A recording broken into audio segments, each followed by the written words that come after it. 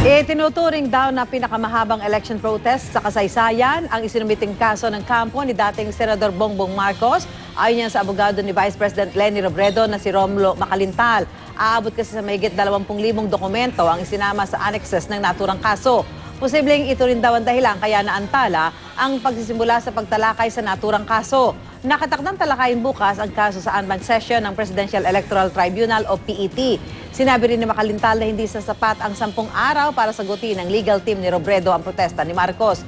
Dagdag pa niya, hindi pwedeng akusahan ni Marcos si Robredo ng vote buying at terorismo dahil wala namang patunay na may kaugnayan o di kaya'y nalalaman dito si Robredo. Hindi rin daw makatwira na isama ang failure of election sa protesta ni Marcos dahil ang Comelec and Anbakdang ang makapagdedeklara nito at hindi ang PET. Wala rin daw naganap na failure of election lalo't mula presidente hanggang konsihal ay nahalal at naupo sa kani-kanilang pwesto.